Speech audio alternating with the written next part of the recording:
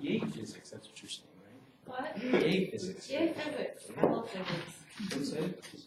Right, where's the remote for this little one? Oh, what's that? No. What's for the TV? Is that up by the window? Oh. Creepy cracker. You're really good at I Spies looking, right? If it's really obvious, I can't see it. If you told me to find the camera, I could. But Okay. Alright, so, where were we last time? Where the hell is Brad? Big physics. Well, he knows that I know he's out because you see him hanging out there right in the front of the room. So, we had started on this example 2.4, so we're going to work our way through that and then continue on.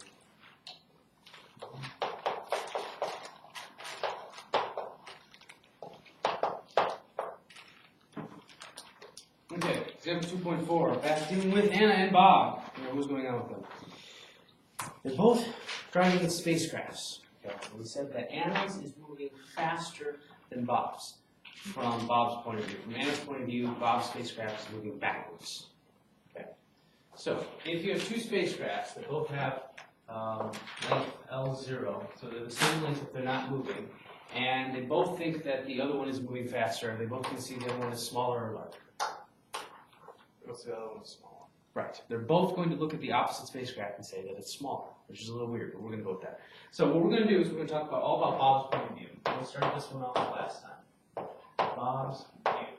All right. So from Bob's viewpoint, here is his spacecraft. Okay, and he's got 3 timers on it, and we're going to start all of them at the 0-second mark.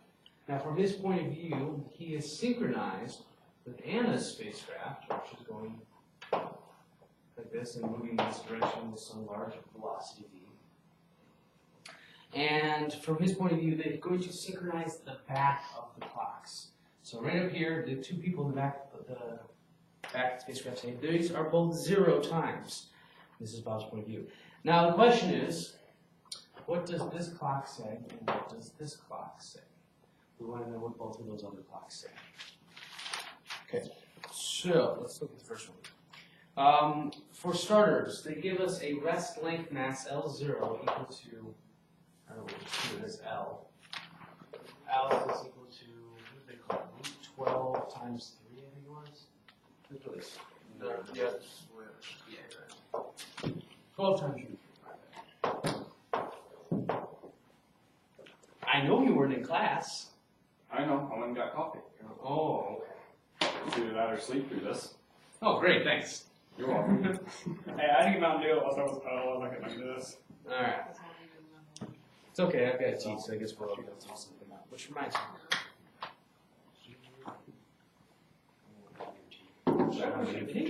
He's in the class.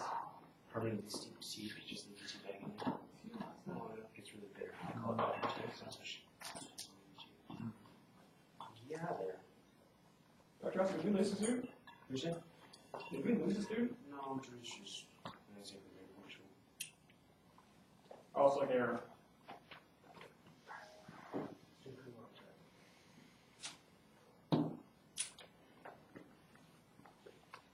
I'd have you throw it, but I don't want to take the window.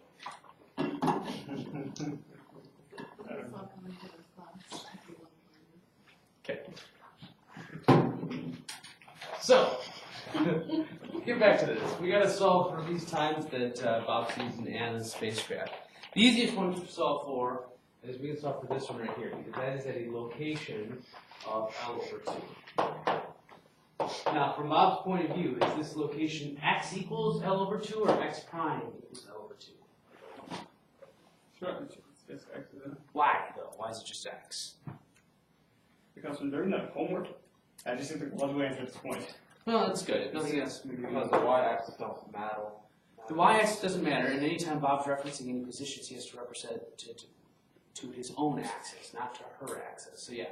So from Bob's point of view, there's an event happening at L/2, and we want to know what is going on at her clock. Now we're both going to agree that at this time, since this is we're considering this one location, since y doesn't matter, we're going to agree on what this clock's saying, or Anna and Bob will. All right. So in order to do that, we have to use our time formula. Lorentz transformations, which gives us gamma v over negative v over c squared x plus t. Okay. So, problem is, to do this right off the bat, we don't have nearly enough information. All we know is x. With x, we don't know v, we don't know gamma v. I mean, we do know t. What's t going to give us? 0. What? You should probably set that camera. Fine. Actually, I'm going to tilt it the other direction. And over here so we can solve some of the stuff. We did this last time. Now, what is gamma v and how do you know? Gamma v we can instantly write down. Why? It's half the UC's whole shift is half the size. The Caesar shift is half the size. So if we use the length fraction formula, we have this L0 over gamma v. Whatever her rest length is, he's seeing it as half as much. So gamma v must be equal to 2. Awesome. So gamma v is equal to 2. This has got to be equal to 1 over the square root of 1 minus v squared over c squared. Which we've done a bunch of times. I won't bring it back through. We can say that the velocity is equal to now 0.86 c. Off we're going. Cruising at a pretty good click. I think that's what it is. I gotta not close this. Let's go through that. Alright, so we've got that velocity, we've got all that, so now we can actually put this stuff into our formula. Okay. Any other things to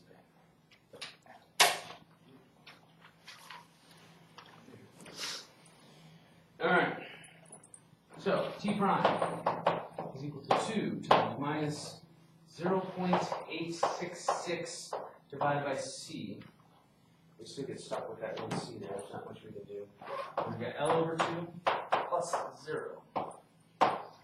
Okay. I'm not going to make you guys go through the calculation. The answer is negative 60 nanoseconds. So go back here and make negative 60. Alright. So, these things are synchronized. But from the middle of the ship, it looks across and says, no, this is saying negative 60, as though the experiment hasn't even started. And the person in the ship is also agreeing that, wait a minute, why are you starting your clock 60 nanoseconds early? Now, what does this time have to be, and why? But why? I mean, it's the obvious answer. It seems like it fits. Everything's nice and symmetrical, but why? Why can't it be negative 40, negative 20? Why can't it also be 0? The only thing that changes in the equation is the L over 2 is L over 4. Right. So that's the only thing. Everything's just going to be divided in half, so that works out. That's one way to do it. But what are we guaranteed about all of our transformation equations? They're all what? Linear. Everything has to be linear, which is really handy. We're going to find out as we solve some of this stuff. People get all these windows and then close them up. Alright. So, negative 30 nanoseconds. Great. Now, next question. Okay, we're getting the hang of this a little bit. C, show that the ship's centers will be aligned, and at what time? All right, so we go ahead and do this. I'm on the wrong thing right now. Anyway.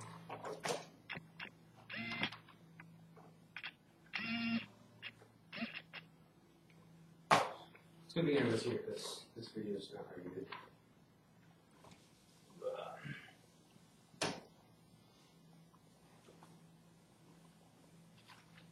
All right, how was it all for you guys? Were you okay with this?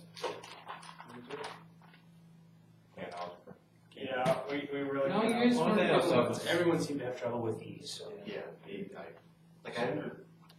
I looked at some of the things, and it's like you can see what some of the parts need to happen. Like the 1 over, like I know where that should be coming from, but I can't get the whole thing right. No, I got the general idea. Now we also have problems with the last half of C. Yes. I helped Tim with C. Yeah. C's a little bit tricky. I mean, it's algebra. You massage it around until it looks like a tree. But we did get all of them eventually? No. Not yet. Crap. All right. Well, I found out what I was supposed to do on the E at 3:15. Oh. Well, you should have asked me earlier. We were afraid you'd get mad at us for waiting till the last minute to finish it. Oh, well, I'm mad at you, so you're Like, I did what I thought was a hard problems first. I got to know like a couple days ago. You're like, it's just easy algebra. Okay. I didn't exactly draw this correctly. but now the centers of the ships are aligned. Now this has happened some amount of time later. Okay, now, the argument here is that we're saying that show that the ship's center will be aligned 20 nanoseconds later. That's the question. So, if from 20 nanoseconds later, from Bob's point of view, these are all going to say 20. What is this clock going to say? What? Right, we'll get there. Actually, I've jumped ahead. How do we know that they get aligned at 20 seconds? What do we need to do to get a hold of that? So just because since the ships all moving at the same speed, to him everything's moving at normal time, so they all be the same. Yes, no, the clocks are, right. But we started off a second ago with one ship back to back, and then we said we want to know when the ships are being aligned from center to center now, from Bob's point of view. How do we go about solving that, just in general? Doing these ships by 1/2. What do you mean, shift what? Like on our flexion simulator, we just say 1/2. Like the gamma. Okay, let's talk about this for a second. When we talk about V, V is the velocity. What is this described as? Velocity between the two frames. Right, it's specifically the velocity between the two reference frames. One reference frame is going ahead of the other one by this much. It's a constant linear function, right? So, as far as the ship is concerned, I'm always going to see the ship, if I'm in Bob's point of view, is half the size. I'm always going to see it linearly moving with this velocity. So this just becomes a linear, non-relativistic equation to look at where the, because essentially what we're asking is where's one reference frame with respect to another one, okay? That is a non-relativistic calculation. So for that, we can just say, all right, well, this ship has moved a distance of, what's going to be L over 4 from where it was. It's going to move 1/4 of the distance from where it was, because it was only filling up half the way, so it's going to move 1/4, now it's going to have lined up. That's the change in x. So to figure out how long that took, we can use our distance, our standard velocity formula, solve for the time, change in x over dx, and we're going to get an L over 4 divided by 0.8 c. And we have an answer of 20 nanoseconds. So it did just shift it basically. It just shifted it. But we can now say that that change in position is a linear transformation. This is from Bob's point of view. Now what the clocks say in Anna's point of view is something completely different. Now, this is where this gets really confusing. Now we want to fill in the clocks for Anna's time. Let's first fill out the one in the dead center. Okay. So I can do this a couple different ways. I've said that my change in if I put my T prime equation up here, T prime is still going to be equal to negative V over C squared times X plus T.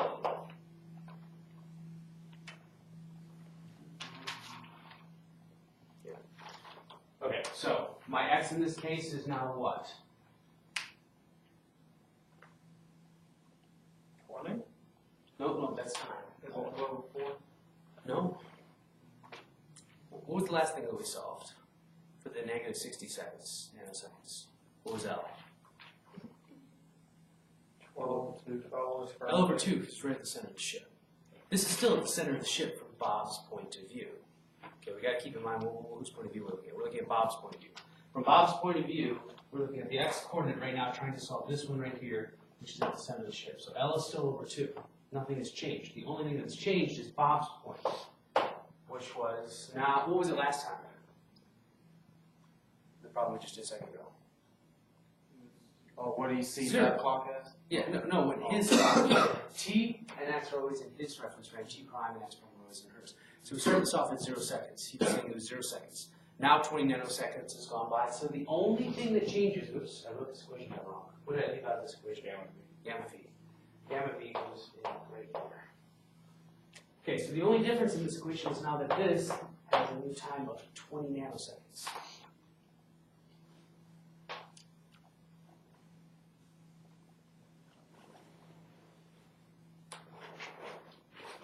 Okay, so now if we multiply this, and we multiply it through, we're going to have a time of what? T comma 50.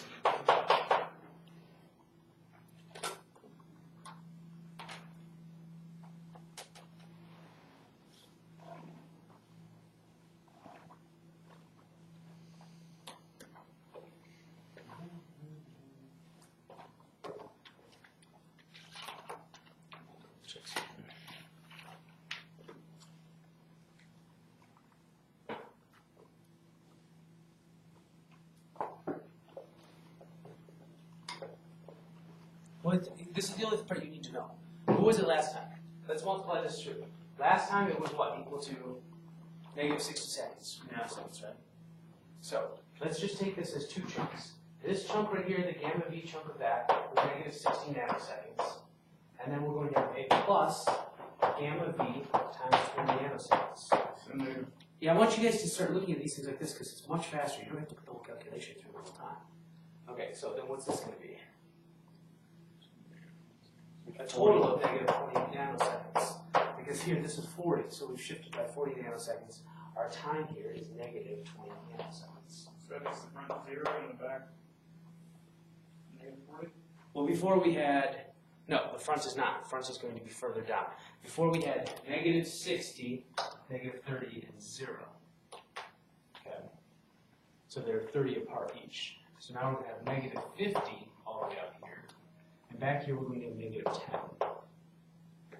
10 nanoseconds. How did you come up with negative 50?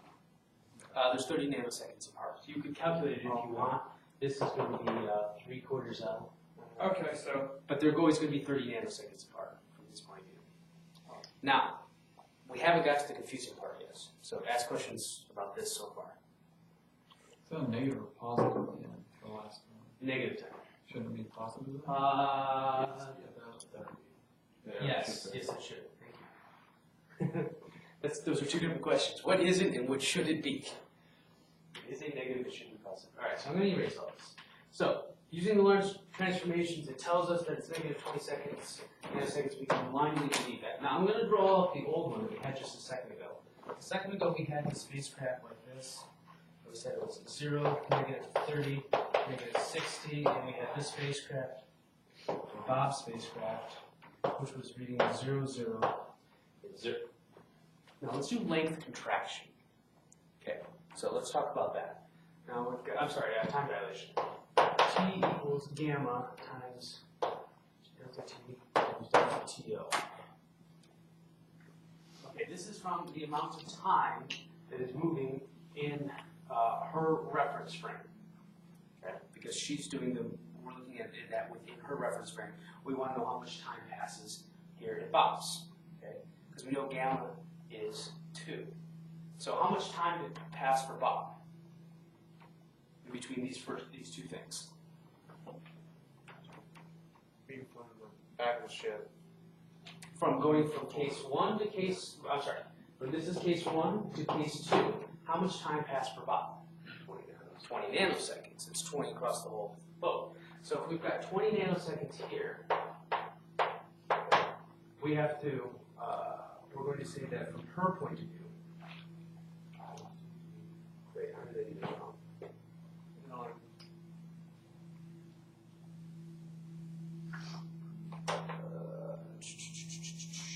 So that's saying like 10 nanoseconds went by the whole time?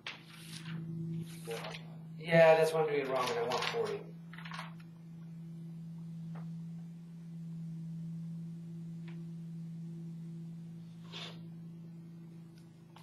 Ah, that's why. Okay, I am doing it wrong. Sorry about that. When you're deciding this, and I just fell into this trap, so presumably any of you guys might as well. How do we define what the delta T naught is? It's in the other reference frame. No, it's not, and that's what I just made a mistake of. It's specifically in the reference frame where the location doesn't change. So I'm doing this for 5 days, and I forget how to do all relativity.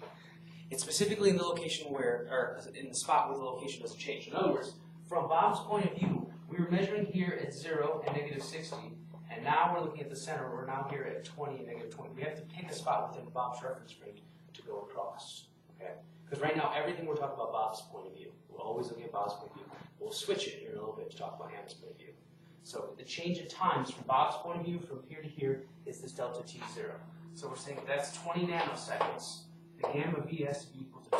We're going to say that from her point of view, we should see a 40 nanosecond change. Here's where this is confusing to me, though. This spot right here started off at negative 30 nanoseconds. Okay? And in 20 nanoseconds later, from Bob's point of view, this is reading negative 20 nanoseconds. So from the center of the ship, from here where they were saying they were aligned, to moving to here, it only took 10 nanoseconds. How is that possible? Why am I saying that it took 40 nanoseconds? Do you understand the question now? Or where I'm at? Where's your coffee? I already drank it all. My head hurt. It does take 40 nanoseconds, but what part of this diagram is incorrect, or what part are we disagreeing about? The story, the point we're using for Bob's point of view? What are you saying? Say again? Is it the point we're using for Bob's point of view?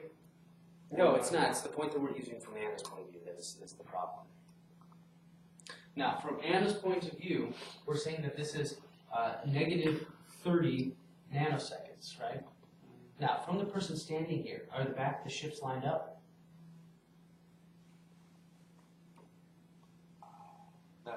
No, they're not. This person agrees that they're lined up. This person doesn't agree on ship. This person doesn't agree on anything either. They're only agreeing on what they see directly across from the x-axis. The second they start looking off sideways, they're not necessarily agreeing. So from this point of view, that the back ends of the ships align from his point, that's not when this happens for this clock. Okay? So this is saying it took 10 nanoseconds to move here. Yeah, it did only take 10 nanoseconds for it to move here, but from their point of view, the ship was already almost aligned. And you can see it is almost already aligned. It's only L over a quarter off. We're going to see this in Anna's point of view. What we did was we made the mistake of looking at this point, moving 10 nanoseconds and getting in line from here. We don't need to look at that point. We have to look at this point, the point that aligns in Bob's point of view, the delta t0, the same location. We can only speak about points that are in the same location. So in the same location from Bob's point of view, this is 060. Now we're at 20, negative 20. This has changed by the 40 nanoseconds. It's gone up 40 nanoseconds. So it did take twice as long for this point in space. Do you see how that can be confusing if you Because think gamma about this? is 2. Because what? Gamma is 2, right. And so from his point of view, it is going to take twice as long for that to happen. So is everything on the board now correct? What? Is everything on the board now correct? Everything on the board is not correct, yes. Okay. But I wanted to point out the stumbling point. You can't sit there and reference and look over here and say, okay, I'm going to look at this point and then take the amount of time it's going to take to get here and say, oh, look, it only took 10 nanoseconds. That doesn't work. You don't agree on anything that you're looking off axis on. All right, let's keep going. Maybe we'll clear through the rest of this. All right, so now what we're going to do is we're going to try and show Anna's point of view for all of this fun stuff. Okay. Now, from her point of view, it's the exact opposite. Where's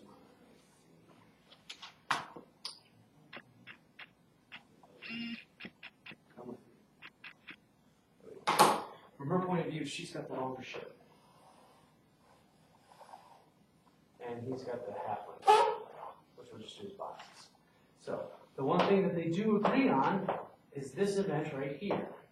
And we're going to number these in a little bit. We're going to number this event 3. Event 3.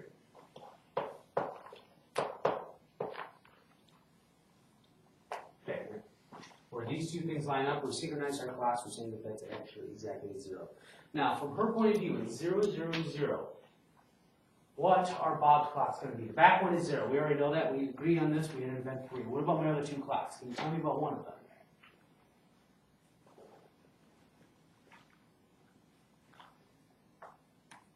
Positive 16. Fine. Why? Because whenever we derive those equations, the difference is the negative sign.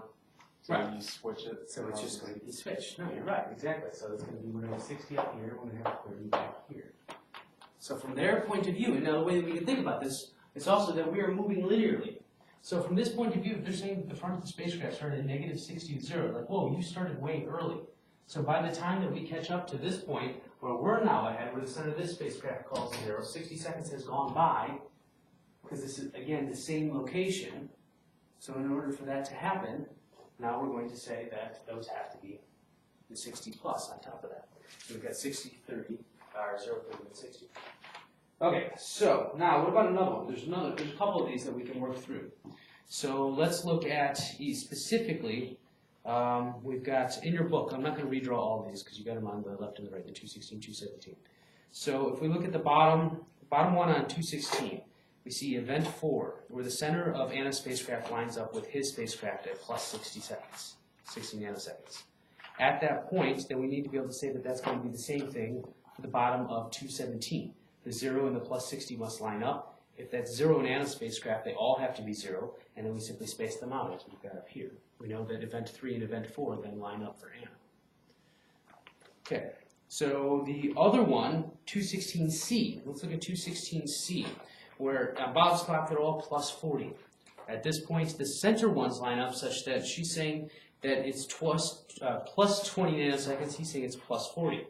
So when this happens, we can pair this over to 217B, where this still has to be the same situation, and we're seeing that the front of the two spacecraft line up at negative 40 and plus 40, just like they do in 216C. All of them have to be negative 40 for Anna's, and then, of course, Bob's are spaced out by 30 nanoseconds down. So that the front of the spacecraft seems like it's more advanced in time than the other ones. That make sense? So everything still aligns is the point. You might have to look at those graphs for a little while. I have a feeling if I just keep pointing things out, it might just confuse you more than help. But the idea is, we want to get to this idea of the order of events.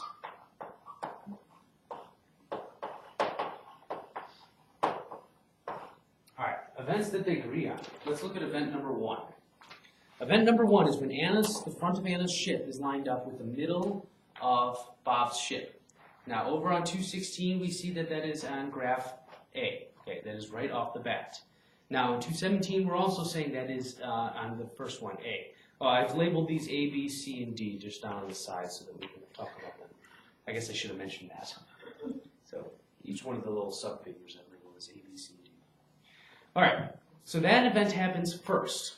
Now, if we go into the progression of time, we see that event 2, when the two centers of the spacecraft line up, happens 20 nanoseconds later for Bob. It happens 40 nanoseconds later for Anna, which is the problem that we just saw a second ago. It also happens in order. So now we've got, from Bob's point of view and Anna's, event 1, event 1, event 2, and you see that at the end, event 4 and event 4, they all line up. Here's the weird part. For Bob, event 3, which was the whole event that we set our synchronized times, happens here at the very beginning, happens at the very end for Anna. And this is a major consequence of relativity. Events don't necessarily happen in the same order.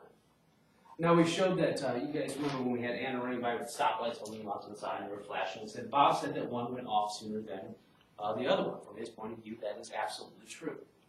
Okay? Well, this can happen such that not only can you have one thing shifted from another, but you can have things happen entirely in a different order.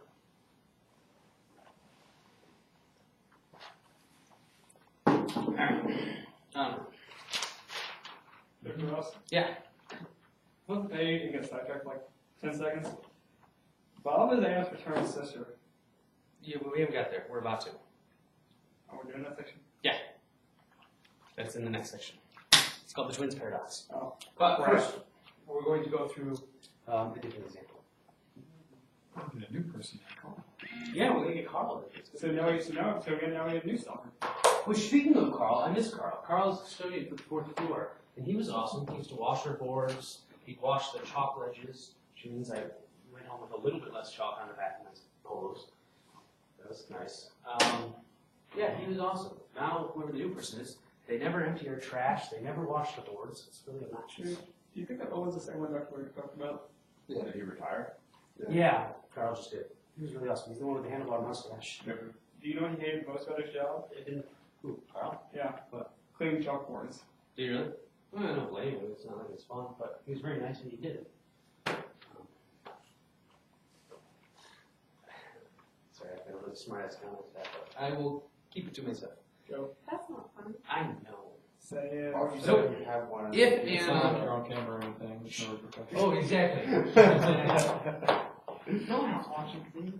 Alright, section 2.5. If Anna, just born, wants to travel to a distant planet. Now, Anna and Bob, look at this part. 5 or 2.4. Probably. 2.4. I don't know. I have 2.5 written down, but I probably I don't. mean, we're doing We have an example 2.5. Example 2.5. Sorry. Example 2.5. Okay. Anna, just born, wants to fly to a place that is 40 light years away. Now, let's measure 40 light years away from here on Earth. Everyone on Earth agrees that it is 40 light years away. And Anna, who is just recently born, boards the spacecraft and they say, Anna, we want you to go there in 30 years. We want you to get there by the time you're 30. Now, the problem with this is that instantly seems like that's impossible because if it's 40 light years away, meaning that it takes light 40 years to get there, how on earth is Anna going to get there? She can't get there possibly by the time she's 30. You'd have to travel faster than the speed of light. Turns out that that's not true. Okay. I'm going to clean this myself.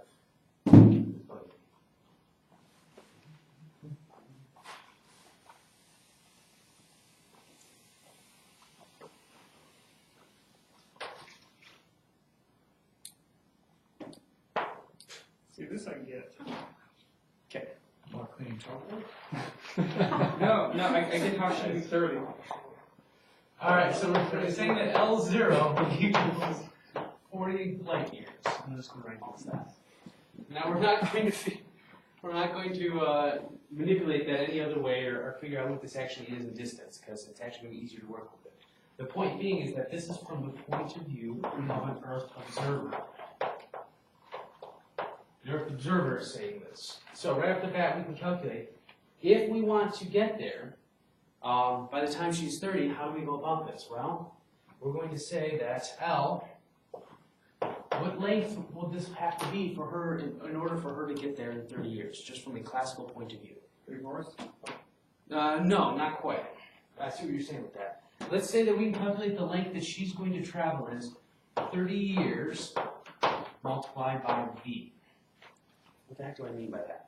V is the velocity of her spacecraft, right? So say it's going 10 miles per hour, and she travels for 10 hours. She's gone 100 miles, right? So this can tell us what the length it is from her point of view. Now, length contraction tells us if we're going fast enough, this might work out well for us. We can say that L is equal to L naught over gamma V. So 30 years times V is going to be equal to 40 light years divided by gamma V. Alright, so let's multiply this through. If we take 30 over here, we're going to get V equals 40 light years over 30 years, and we have multiplied by 1 over V squared over C squared. Now, with a little trick here is I'm going to divide everything by C. Alright, so if I divide everything by C right here, 40 light years, this now becomes 30 light years. 30 years multiplied by C. So we just end up with the ratio of 4 over 3. So we end up with V over C equals 4/3 the square root of 1 minus V squared over C squared. Is that trick only good for this example? No, it's useful all the time. And here's the next trick that I recommend you guys do all the time, anytime you're dealing with these V over C factors. Let equal v over c. Because at the end of the day, we're going to get an answer that's like 0.6 if we do this. X equals 0.6. What does that mean? X is equal, or the velocity is 0.6 c. So it's a lot handier to deal with this than to deal with these stupid fractions and multiplying them around. Does that make sense? It makes this stuff a lot easier. All right, so if I rewrite the equation, and this is not in the exam, so 1 minus x squared. Now that looks like an equation we can handle quite simply instead of trying to get rid of c out of the equation. Yay. Very rarely should you actually have to put 3e into your calculator. All right, so I'm going to multiply this side across and take the square, so I'm going to end up with 9/16 x squared is equal to 1 minus x squared. Okay, so then if I solve for x squared, I'm going to say that x squared is going to end up being 0.64, x is equal to 0.8, which is to say that the velocity is equal to 0.8 c. So you can go ahead and check the math on this.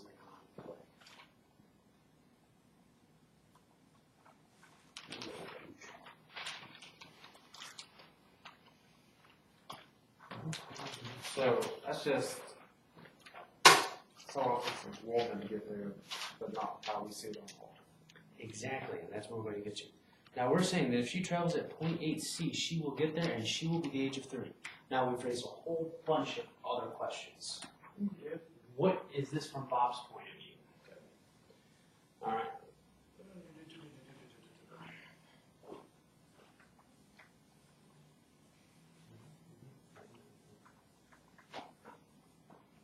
Okay. So, if that's the case, then we need to know how long did this actually take from her point of view. First of all, we need to figure out what gamma v is. Gamma v is equal to this 1 over 1 minus v squared over c squared. Now that we know what this is, we can say that this is going to be equal to 1 over 1 minus 0.64. And it's handy just to hold on to that from previous. That's what our x squared was. And that's what v squared over c squared is going to be. What are you doing here? What do you mean? What are we about to do? Solve for gamma v. Oh, geez. Using the velocity we just solved for. We just solved for that velocity, we now know what that is, so we're going to put it back in gamma v. Okay, so gamma v is going to be equal to 5/3. Alright, and we'll just go ahead and leave that as a fraction, because that was a bigger number to write down. And this is a pretty sizable chunk, it's not gamma that we had as 2 before, but still 1 2/3. So not too small. So now we want to know how long is this from her point of view. Okay, we said that at L naught, the reference frame is going to be equal to 40 light years away. Okay, from her point of view, L equals L naught divided by gamma v, we're going to say that it looks like it's only 24 light years away. Now, what does that mean? What is 24 light years away? For what? Anna? Not for Anna.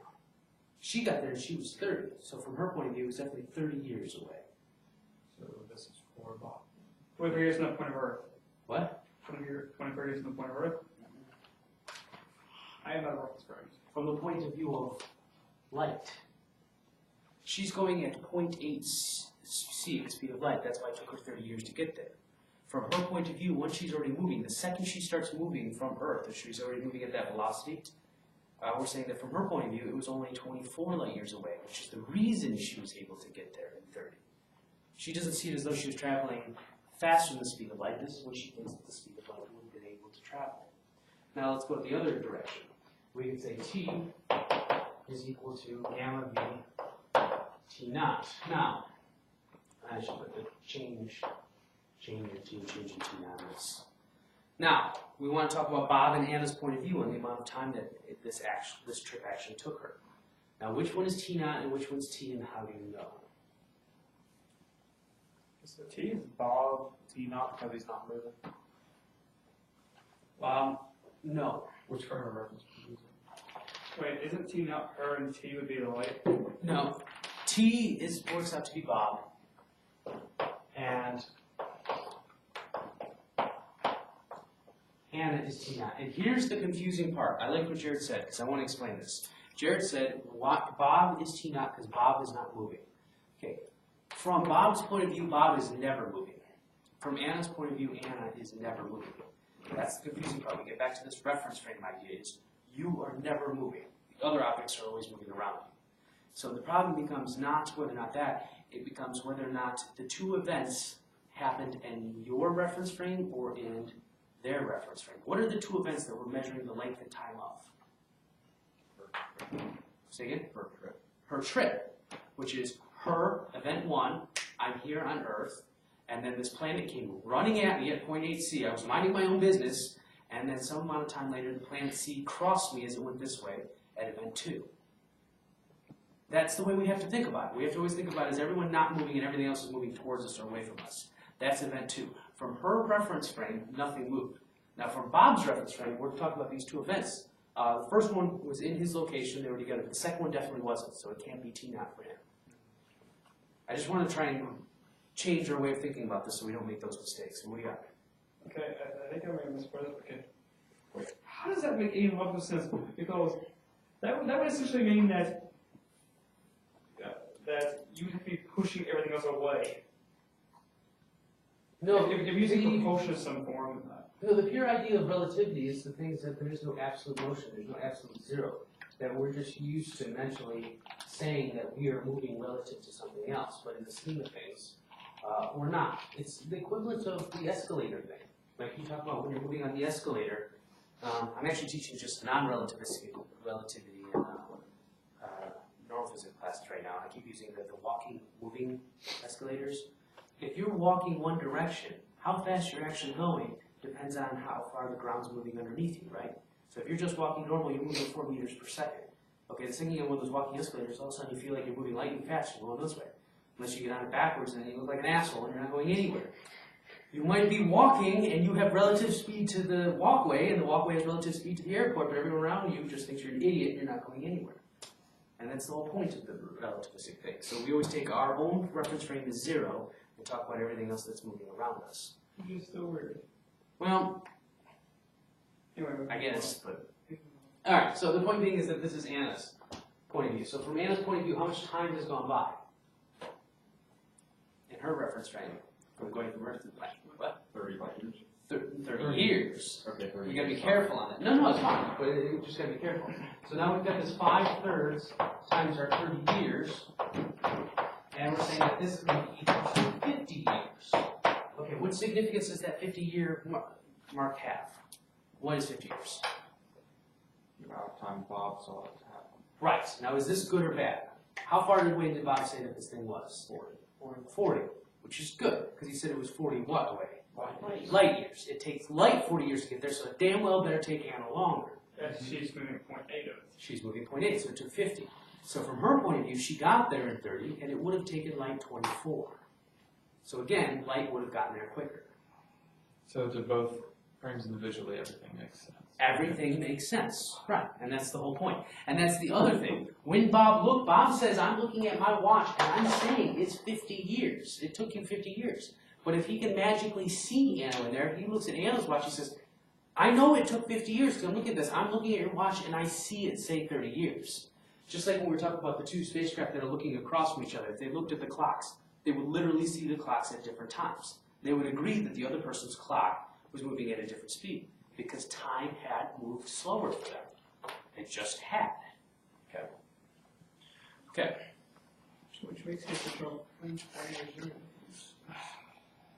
All right. So this brings us up to the twins paradox. How does the twins paradox work? All right. So the fraternal twins. Wait, what does fraternal mean? No, like, Just not identical, right? yeah, basically, I mean, usually it's a male female type deal, usually. Well, that's what I was just gonna say. My ex-girlfriend, she I think was a fraternal twin, if I'm using the term right. You can have fraternal, like, they might be girls. Yeah, her and her sister were twins, born at the a couple I think seconds it's- apart, I but they're think- not identical. Twins, They look a lot the alike. one kind is, they should have said they just split off. I think fraternal means they just happen to be in the wood together. Fraternal, the thing is, you just talk about, like, it sounds like, I don't know, I associate with, like, paternal. Wait, it's paternal? Yeah, maternal, paternal, fraternal, two numbers. All right, twins paradox, section 2.4. All right, so we're going to expand upon this idea. Anna gets to Anna at the age of 30, but Bob says it took 50 years to do it. Now here's the confusing part. Now this section is going to be for reading. I'm going to talk about little nuances that are not part of this section that may or may not be confusing.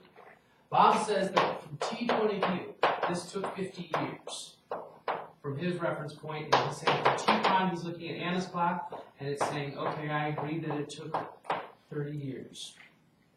Now, Anna's point of view, she's saying that yes, it took me 30 years to go from here. T prime, what is she going to say that, from her point of view, Bob's clock is going to say? 24.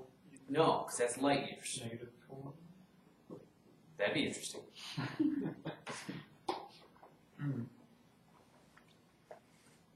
Remember when you guys what? 50 years past you? Like, before. Well, how would I figure that out? How would I figure out what, from her point of view, the amount of time that passed on Bob's clock? Put it in the equation, Very little equation. the time delay equation. Okay, so if we sit there and we say that time is equal to gamma v T naught, delta T naught, what are we measuring this from? Which one's the delta T naught, which one's the delta T? Delta T naught is Anna, right? Why? Because from her point of view, she's the reference point, right? Her point of view of what? Bob. Of Bob. Her point of view of Bob at Bob's watch. On Bob that is not moving. Okay, again, we have to, what are the events? Bob on planet Earth at some time, and then later on, Bob on planet Earth at some other time. It's Bob, again, that's not moving. If this is confusing, let me know, because that's the really important point. Because So Bob is delta T. Bob is delta T naught. Okay, yes, Bob is delta T naught. Because we're referencing, now the thing we're recording is Bob's watch. Bob's watch is here on Earth and is not moving. So whatever he we're is- referencing is not moving. Whatever we're trying to, The not moving is a terrible way to think about that. whatever we're recording. Whatever we're recording is in the same location at both time instances. So now, That's a better way to put it. So now, if we flip this, then Anna would be delta. It would be the not. Well, it was before. That's how we came up with the 50 years from her point of view, measuring it from So am I correct or not correct? I'm not really sure what you said. If we flip this entire thing and we were trying to find out the 30 years thing, which is Bob says 30 years. Bob says 50 years, and that's how we got the 30 years. Yeah, but Now, from her point of view, 30 years. Well, first of all, is this kind of time going to be sooner or later? sooner? Like less than 30? Why? We've got to vote for later. We've got to vote for sooner. I'm just using common sense at the point. No, and I'm not blaming you, but we've got to get our head. I mean, the math obviously isn't terribly difficult. It's the conceptual stuff that is really difficult in this class. If for him, 50 is 30, wait. Okay. I mean, I'm going to go So- with later because we have to multiply by gamma. Yeah, I'm gonna go with later now. Can't be smaller than 1. Okay, so it's going to be later. Yes. Okay. Now, Jared, I always seem to pick on you for the same question. From both points of view, which one is time moving? Is time moving slower or faster? For which portion? From either one of them. Time is moving either faster or slower in their frame of reference. If you're moving by me, flying by me like this, and we're moving relative, do I think that your clocks are moving slowly or fast? Fast. Vice versa, slow. It's the same idea as if I'm moving past you, I think your ship is going to be small. I think time is moving slow for you. You think the exact same thing for me. Time always looks like it's moving slower in another reference frame, and things always look smaller in another reference frame. That's guaranteed. And this gets back to the idea that you can't say which one is moving. From Anna's point of view, I am standing right here, this planet is flying at me at point 8c, and that planet is flying that direction at point 8c. So Bob is accelerating away from her at point 8c, and Bob's watch must be moving slower. Which gets us back to the idea that from her point of view, that when she wants to talk about an event that's on Bob's watch, from one point of time to another point of time, it has to be delta T naught on Bob's watch, because that hasn't moved. So do we just multiply 30 like this? No, what is, we've got 5/3 here, times the amount of time on Bob's watch, or Bob's watch, right? And then over here is going to be what? What is delta T? If that's Bob's watch, then this is Anna's watch. What does Anna's watch say? 30. So 30 equals this times Bob's watch. So Bob's watch is necessarily going to be a smaller amount of time. Bob's watch is going to say 18 years. So when Anna gets there, she looks back, and Bob says to her, Anna, it took you 50 years to get there, and you only look 30. And meanwhile, I'm 50 years old. And she says, au contraire. It did take me 30 years to get here, but you're only 18. Okay? Now, here, what? How about 3/5 wrong then? 5/3. Stop saying 3/5. That's 3/5 though. You want 30 times 3/5, it gives you 18. Oh, okay, fine. I didn't know what you meant by that. You kept saying 3/5. Gamma, yes, if you move that to the other side of the equation, at some point you get 3/5. Let it go. All right. You're right, David. All hail David. Okay. No, I was really confused. Now, what I don't understand is, and this is the part that's not in the book. From Bob's point of view, it takes 50 years, but he's looking at her watch saying 30 years. From her point of view, it takes 30 years. She's looking back at Bob's watch and saying that it takes 18 years. Why? Because physics. You repeat that. Because he moved away from her. It's relative. Well, yeah, this whole class is.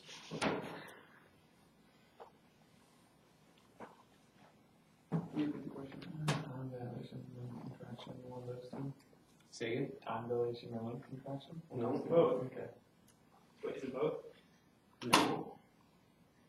You warp space. And that's a time traveler.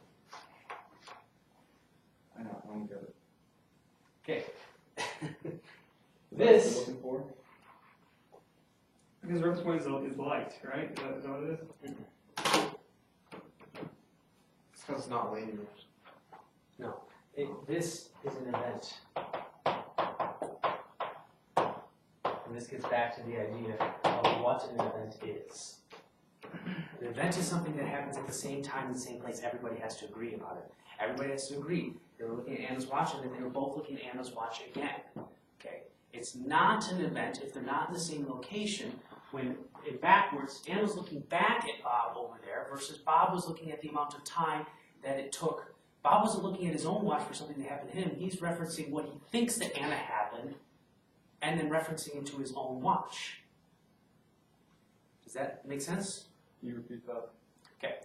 Bob, these times here are Bob looking at something that is happening at Anna's, that's going on with Anna over there, and then referencing his watch With her. over there. And not referencing her watch. No, that's fine. That wouldn't matter. He's referencing her watch when she gets there over here and saying there's a certain amount of time. Meanwhile, for this outside one, she's referencing I get here by his watch. Okay? It's different times. Different times, different locations. As opposed to when they're both asking when Anna gets there, Bob's saying, I'm looking at when you get there from my watch. Anna's saying when I get here from my watch. Both of the same location. Okay? As opposed to looking at it the other way around. This is the same event. Same location. Does that make sense? And that's where the difference comes in. Why So we got to be really, really careful about this idea of the event. The event. Same time, same location, same point. What do you got? is the ratio 50 to 18 is gamma v squared? Is that just a coincidence? No, because you've just done it twice. Okay. You've done it twice in a row. You've done the gamma v twice. So, not a coincidence. It actually does work that way. All right, so now here's the question. Now we get the idea of how is this possible that both people can think that they are, one of them's older than the other one? Anna's now saying that he's 18 years old. And yeah. I'm sorry, is it just because it's whatever you think doesn't change?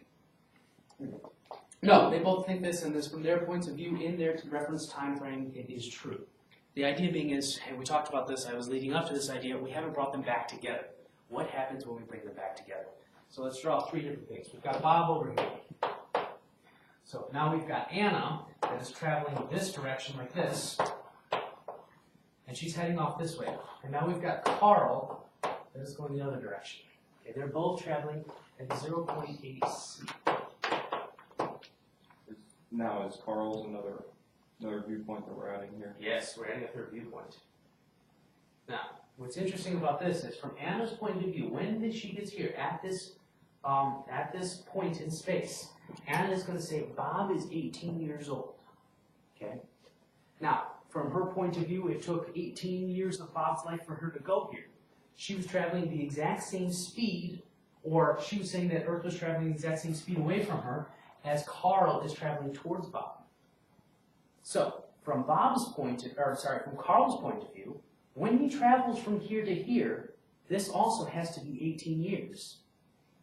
So when Carl gets over here, Bob's going to have aged another 18 years, but he won't be 36.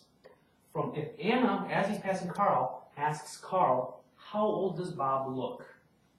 Carl answers, 82, from his point of view, in his reference frame. And if you do the math of him coming towards Bob, he'll show it, and you're going to have a reading assignment to look over this stuff. So, here's the thing though. So, in 82 years, he gets back here. Bob, by the time Carl flies by, and Carl's on here, then Bob looks to be 100. Now, from Bob's point of view, does this make sense? Why or why not? Yes, because he has to catch back in the, essentially, How long did Bob think that Anna took to get there? 50. And Carl's moving the exact same speed. It's going to take 50 years to get back.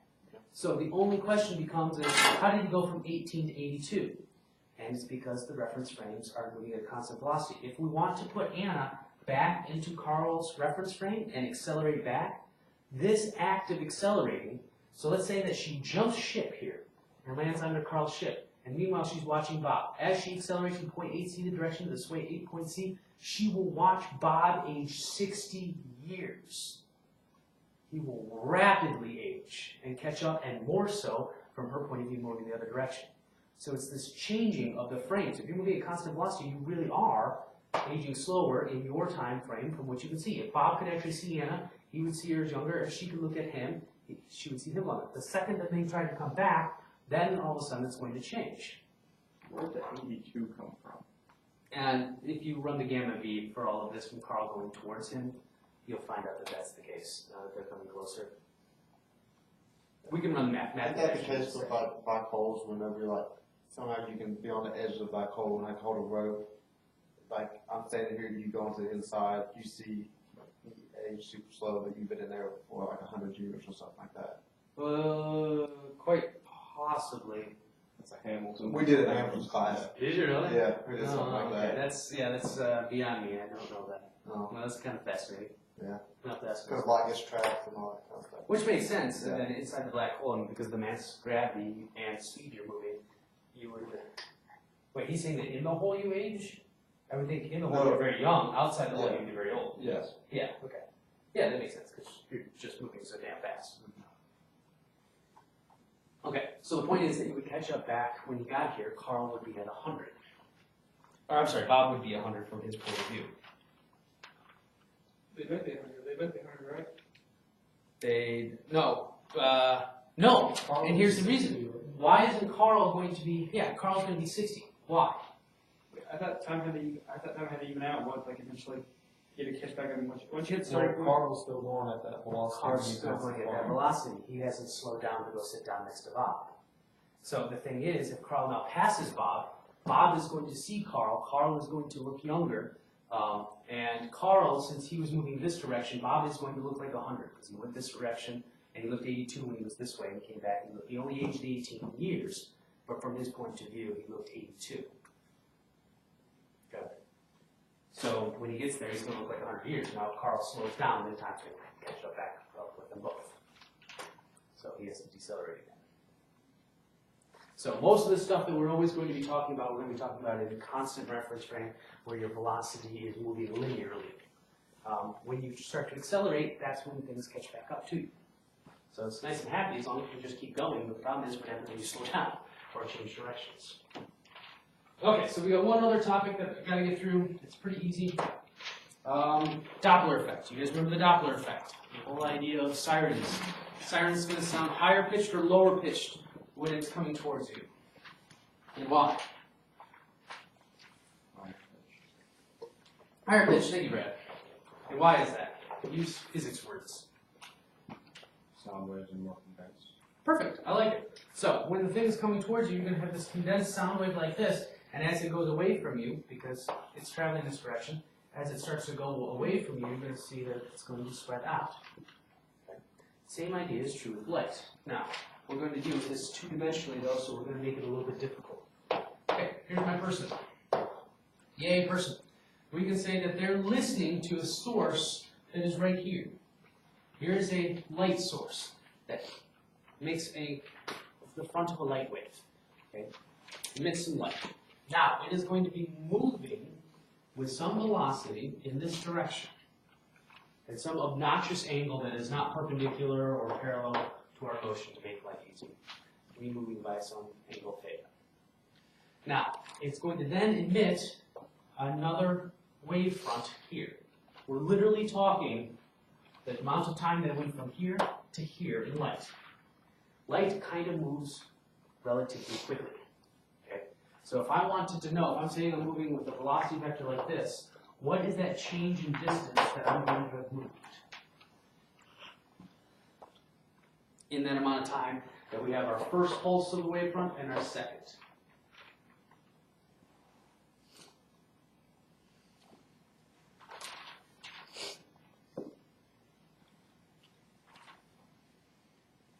Well, how fast is light? C, right? It's moving at C. So, okay, let's take this as delta P. We're going to say delta TP happens the amount of time that passes for that. So I can say that my distance here is going to be exactly equal to the velocity that I travel times the change in TP. Changes in time between the pulses.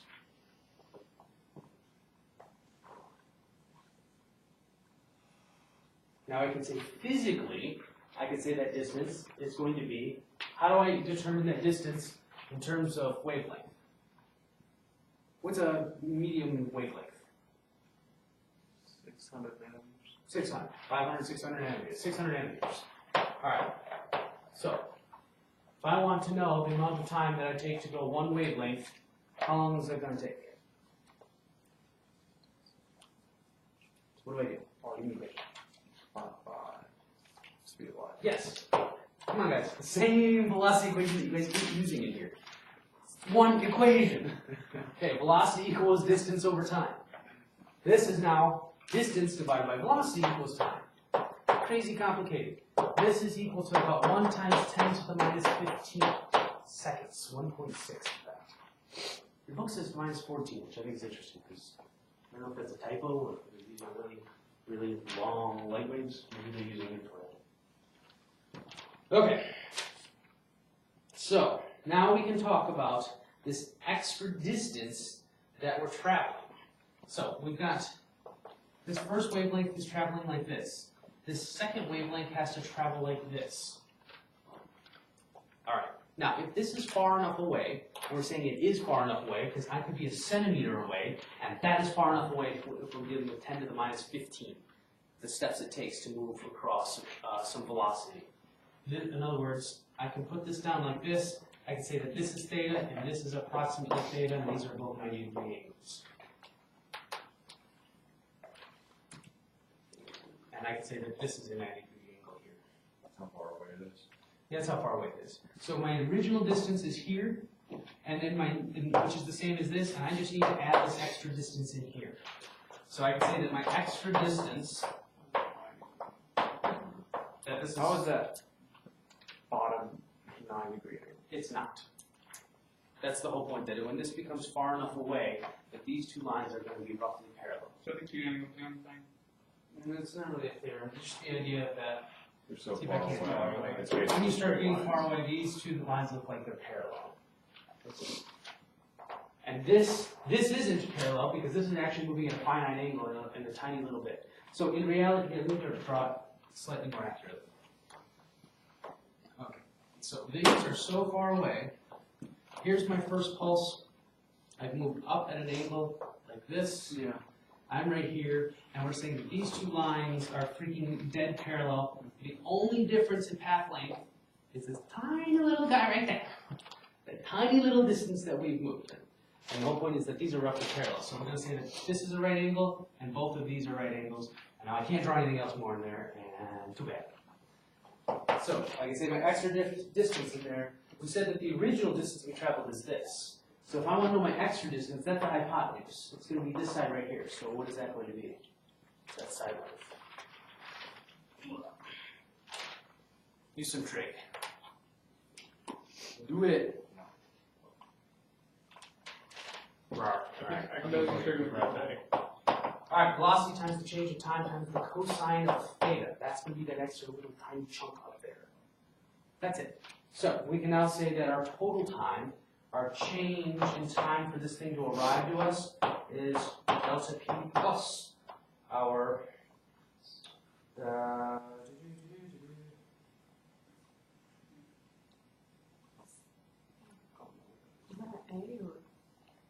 yeah, it's an A. This section of the class. Oh, that's extra distance, so total time is more. Alright, I'm just trying to stick with the books right now. This is an A. Thank you very much. Yes. It is an A, and all we're saying is that the extra amount of time that it took us to get there. If this is the extra distance that it traveled this far, how do I figure out the amount of time that extra time took? If I have a distance, what do I do? How do I figure out time? Not Jared this time. Same equation. If I have time, if I want time, right, you do this. Yeah, for a second, what's the question? If I want time, Okay. I have a distance, and I'm dealing with light. What equation do I do to figure out the amount of time that it took light to go that distance? Wait 13 seconds and you don't have to answer.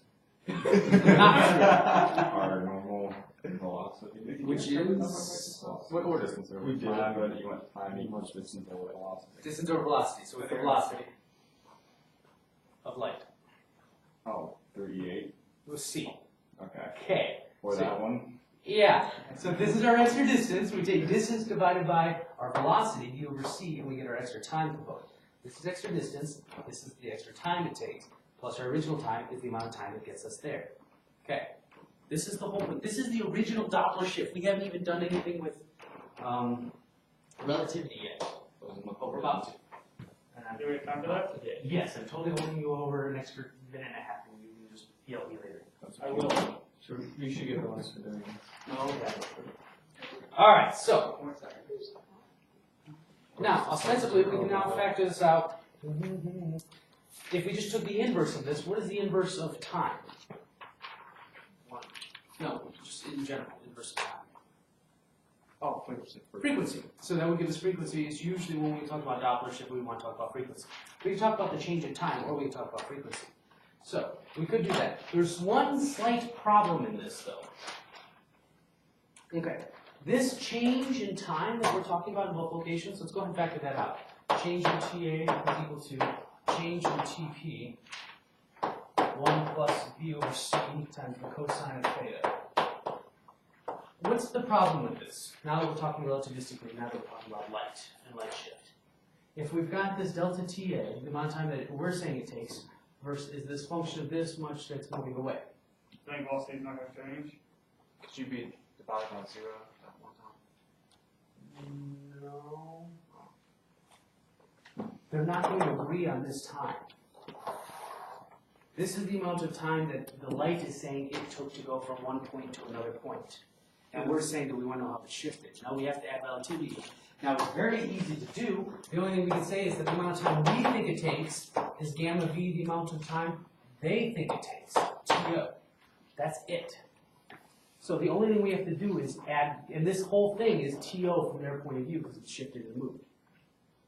So again, we're measuring from light's watch as it moved, which is this TO. So all we have to do is throw this gamma v in right here. Gamma v gets plugged in right in front of that. Now we can take the inverse. Well, we could have done it before, but now we can take the inverse and write it in terms of frequency. We can say the frequency of something we see is equal to the frequency of the source, which is just going to be 1 over that, times 1 minus v squared over c squared, all divided by 1 plus v over c equals fair. And this is on the bottom now because we took the inverse, obviously. This is on the top because gamma v usually is 1 over this, so this comes up here. So this is the relativistic Doppler shift equation. It was handy now that we've developed this gamma v, then all we have to do is put gamma v in there. Does that make sense? Okay, pretty straightforward. All right, your homework.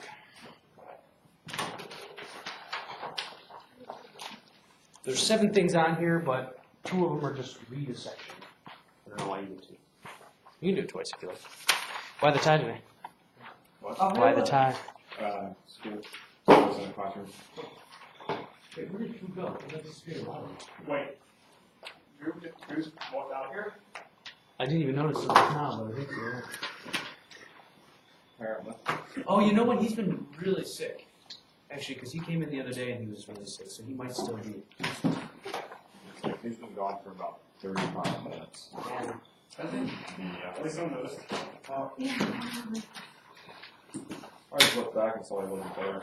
I think it was like for us.